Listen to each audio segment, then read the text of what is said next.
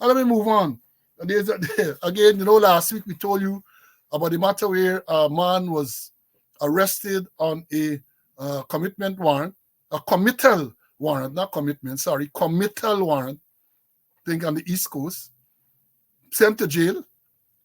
And then it was discovered after the man served how many times in jail that he's the wrong person and he is suing the state for 35 million Guyana dollars. And we explained to you that is such a simple process that once a person is arrested on a committal warrant, then if the person claims that he is not that person, you have to investigate, get the virtual complainant or the complainant to verify whether that person is the correct person, because as we've said before, a lot of people get the same name. A lot of people have the same name, and you can't just decide that because the person name Paul Slow and you hold a Paul Slow, that is the person you are. If the person that you arrest claims that he is not the person named in the warrant, then you have to investigate. It's a committal warrant, as I've said. The police propaganda unit used to call it some sentencing warrant. Well, not like a sentencing warrant. There's nothing like a sentencing warrant. When a person is convicted in court, let's say you're convicted, magistrate fine you, or the magistrate sentence you to 6 months, they have to sign off on the warrant. And it's a warrant that gives the jail or give the authorities at the prison, they get the authority to keep you based on that warrant. Right? So you can't fault, I don't fault the prison system, because the police would have taken this person there with a warrant with the person's name. And even though later on they think the prison, based on the report, discovered that was not the right person. But these are basic things that you have to do. And lo and having gone through that, there's another one here now on the 11th. This was published. Man wrongfully arrested and imprisoned for 18 days, and he sues the state for $96 million. The man was wrong. And let me read this thing to you for you to understand what is alleged. The name of the man is Terrence Sandy. He's a 22-year-old porter of Kurukururu, Linden, Susac Highway. He has filed a $96 million lawsuit against the Guyana Police Force and by extension, the state for wrongful arrest and imprisonment for 80 days. 80 days. The action was filed through Dexter Todd and Associate law firm. Another press release from the entity detailed the series of events that led to the charge of break and enter, and lastly, finally being withdrawn and the release of Sandy from prison. According to the release, on June 10, 2023, Sandy was walking home when he was approached by a police van, and a police officer asked him if his name was Caesar. He responded in the negative, and they then asked him if he worked on a truck. He indicated to them that he did, and he was told to get in the police vehicle. He was taken to Timeri Police Station, where he was officially arrested and taken to Madwini Police Station on the Linden-Susac Highway, where he was placed in cell with no explanation and without a statement being requested of him. He was subsequently charged with the offense of break and enter and larceny and taken to the Diamond Magistrate Court, where he was unrepresented and subsequently remanded by the magistrate on June 13, 2023. Mr. Sandy was imprisoned, and this is a quote from the law firm. Mr. Sandy was imprisoned at the Lusitania prison, and his family thereafter retained an attorney to represent him. Full disclosure was done in this matter, and on Friday, July 7, 2023, and upon review of all the statements served on Mr. Sandy, it was discovered by his attorneys that there was absolutely no evidence implicating Mr. Sandy in the alleged offense that was committed. In fact, there was absolutely no mention of his name, no mention of an alias, or even a description of him by any one of the witnesses. The virtual complainant himself made no mention of Mr. Sandy and never identified him as someone who robbed him. Even further, there was no statement speaking to his arrest, and an allegation be put to him, or anything pointing to the police following the procedures prescribed by the law and the judge's rule. That's what the law firm claimed. They went on to say his attorney wrote the Director of Public Prosecution on July 18, 2023, requesting that she review the file and withdraw the charges against Mr. Sandy. This was also raised in the court on July 27, where the police revealed that the file was never sent to the DPP for advice before the charge was instituted against Sandy. The court therefore ordered that the file be delivered to the DPP's office for advice. On return to court on August 28, 2023, it was revealed that the file was never sent to the DPP for advice and that the prosecution was still in possession of the file. The court once again ordered that the file be sent for advice and it will be hand-delivered. Upon return to court on August 28, 2023, the story was the same. The file was not taken to the DPP's chamber for advice. Bail was eventually granted to Mr. Sandy and his co-accused in the sum of $150,000, along with weekly reporting conditions. Finally, by letter dated 26th of September 2023, the DPP indicated that she reviewed the file and advised that the matter be withdrawn. The charges were subsequently withdrawn on October 5th, 2023 at the Diamond Magistrate Court, but only after counsel raised the point of the letter sent by the DPP to withdraw the charge. The withdrawal letter, hear this, the withdrawal letter was in the police file, but the police refused to bring it to the court's attention, even after the magistrate gave an adjournment date in January 2024. According to the law firm, the simplest investigation and due diligence would have been sufficient to prove that Mr. Sandy was in no way involved in the committal of this offense and that the police had the wrong person. Nevertheless, the police force proceeded with their unlawful arrest and subsequently pressed criminal charges, tarnishing Mr. Sandy's reputation with a baseless accusation. As a result, Sandy is now seeking $96 million for the immense damage caused by his unlawful arrest, unwarranted detention, unjust imprisonment, and malicious prosecution. Can you imagine this? Can you imagine this if you were to go by what is reported by the law firm? And I have no reason to doubt them. The man picked up, taken to the station, ended up with a charge before the court, remanded, 80 days he's on remand. The magistrate, and this is the part that worries me, when it was drawn to the attention that this matter was never sent to the DPP to be reviewed, the file was never sent there. The magistrate instructed them to send the file, and they refused to send the file for instruction. And the question, therefore, that I want to ask, who are the persons who are going to be held responsible for this matter? The man is suing the state. If he wins whatever amount of damages he gets, the taxpayers have to pay. And it would appear, and as we have said before, these matters are occurring and the ranks who are involved are not made to answer. We pointed out in many cases they are promoted, and this too is a matter, well, it might have preceded the current commander. They call the current commander is Ramana, but Ramana took over from Mahendra Singh, the man who is now the traffic chief, and is either one or the other.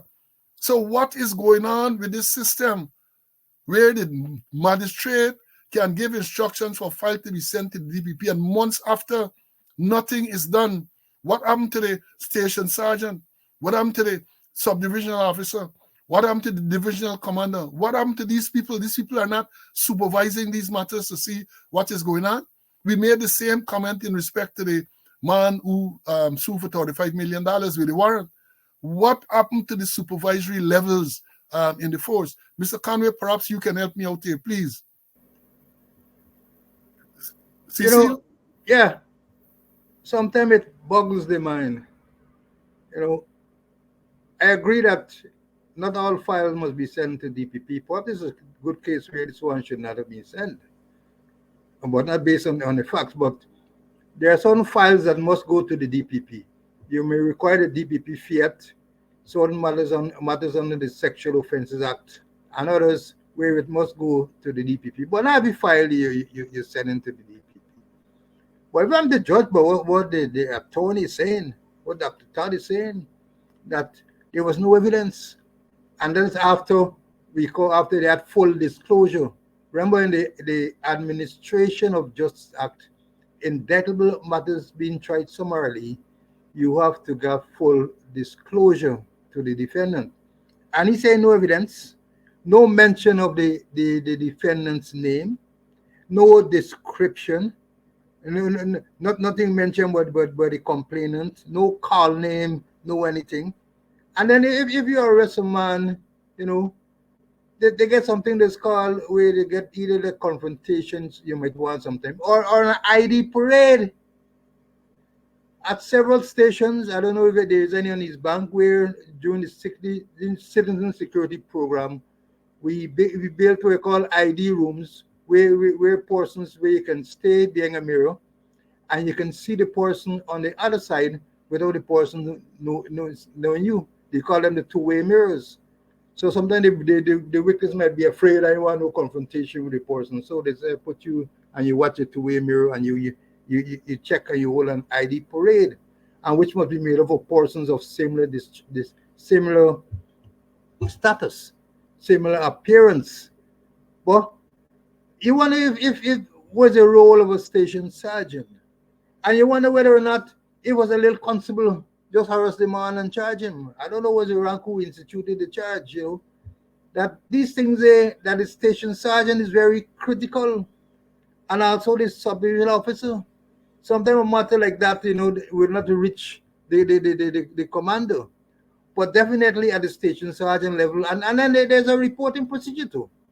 That you might not see the file, but somebody got to report to you that John Jones was arrested and charged and for court and so on so date, and the matter's been thing. And if sometimes this officer might say, let the file come to me, let me see it.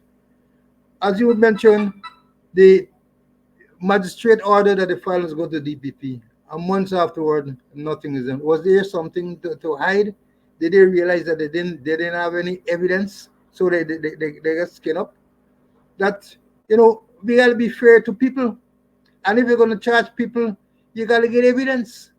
And that's why in certain matters where the matters are complicated, you send to the DPP for proper legal advice. You don't take it on your own and go and charge. If it's clear cut, yes, right away take the person before the court. But they say it's thinking 80 days behind bars, 80 days more, and no evidence, no mention of his name, no description. The complainant hasn't been able to say, well, this is the person who committed the offense. What is going on at the various level, at the station level, at the subdivision level, at the command level, and at the CID level? And you mentioned that all files going to DPP must pass through the CID headquarters, and CID headquarters is headed by an attorney at law, and also they have a legal advisor right there too. All these things happening, and no action being taken, and also the persons involved, nothing will happen to them. They won't pay anything. The state they gotta pay. So they need to have proper supervision and proper command and control and proper what we call case management.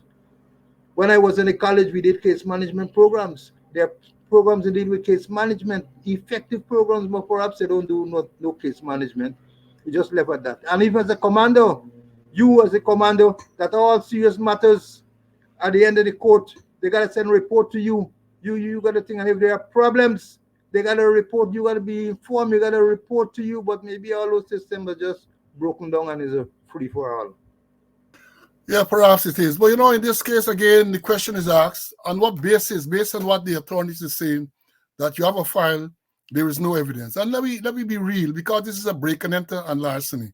So therefore, the victim might never have seen the perpetrator. So they don't know identification. So on what basis they get fingerprint? They get someone, some eyewitness to see this man? Did they are they using the doctrine of recent possession in terms? It said you found him with items that were stolen from this place. What evidence do they have to say that they are charging this man? The man is remanded, spending 80 days in prison. What evidence? What evidence? And I make this point. I know the people report to the minister, they report to the extended squatter and others. We make this point to say that the whole thing has broken down. It is clear because if people are just picking up people and charging them, Margaret remand spending 80 days, and there is no evidence, it simply means that the system has broken down. And even though we are stressing on the 80 days, we have had cases where people spend years in jail for the serious offense of murder. And when it gets to the High Court, the judges have said that they were never, there was never ever any evidence against that accused person. And I recall in one specific case that the prosecutors from the DPP's chamber agreed that there was no evidence against this person. Something is definitely wrong with the system. And it would appear as though that no one is addressing this thing. And part of the address is that people have to be held accountable and responsible.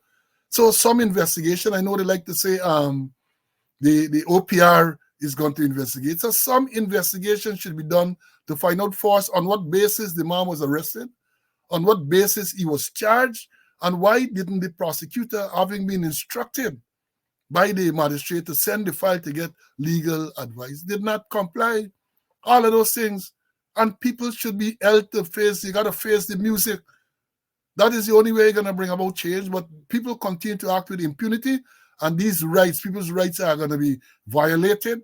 And I suspect this is just the tip of the iceberg, because there might very well be many, many more similar cases. I recall, too, one of the judges remarked in the High Court when a no-case submission was upheld, that she was aware that there were several similar cases where people were languishing in the prison and they do not have any evidence against them.